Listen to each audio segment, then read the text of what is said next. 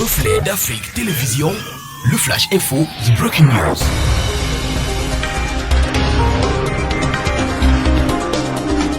Good evening, dear viewers. Welcome on the Flash Info on the Faites, Afrique television. Cameroon needs to maintain the high levels of epidemiological surveillance and vaccination despite attaining a polio-free status, the World Health Organization has recommended. The World Health Organization made the recommendation on Thursday, June 18, as Cameroon acquired the status a country free of poliomyelitis. Cameroon obtained the status following the 25th Annual Convention of the African Regional Commission for the Certification of Poliomyelitis Eradication (ARCC) held by video conference last week. The new status is as a result of a robust vaccination campaign across the country last year following the detection of 4 cases in the far north region.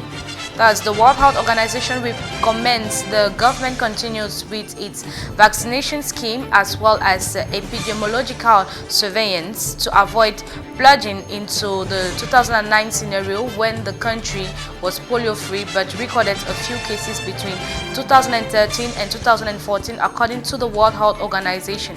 Poliomyelitis is a highly infectious viral disease that largely affects children under 5 years of age. The virus is transmitted by person to person, spread mainly through the facial oral route or less frequently by a common vehicle like contaminated water or food, and multiples in the intestines, from where it can invade the nervous system and cause paralysis. Still in Cameroon, the government has set up a brigade to fight against the extortion of COVID-19 patients as well as persons who come to the hospital to take the test. The mixed brigade set up is comprised of the Minister of Public Health and the General Delegation for National Security, following several complaints filed by hospital users. According to the Ministry of Public Health, Dr. Malachi Manauda, some staff at hospitals still charge for COVID-19 screening through government as insisted it's free. He has called on all Cameroonians to denounce any unscrupulous request at all of the COVID-19 screening points set up around the country. The warning comes barely days after the Minister of Public Health embarked on a second phase of robust testing after meeting the target of 50,000 tests on June 15. According to the Minister of Public Health, Malachi Manauda, the intention now is to intensify the 3T strategy so as to flatten the COVID-19 curve in the country.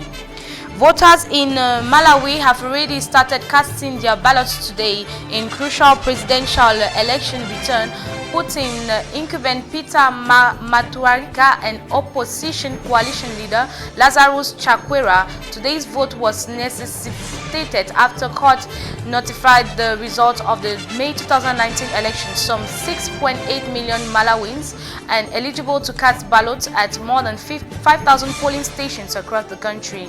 The Constitutional Court of February 3, 2020 ordered that the election be held again, ruling that the first results were not valid because of widespread evidence of irregularities and vote tampering. The court struck down the victory of incumbent President Peter Mutharika, citing evidence of voting fraud, including thousands of ballots that appeared to have been altered using typing correction fluid.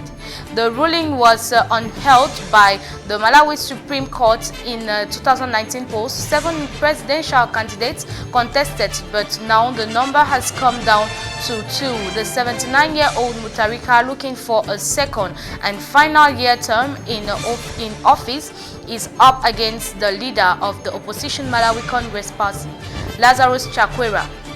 65-year incumbent Vice President Saulus Chilima was also expected to run, but he decided instead stands as Chakwera's vice president in a bid to maximize chances of insisting Mutharika.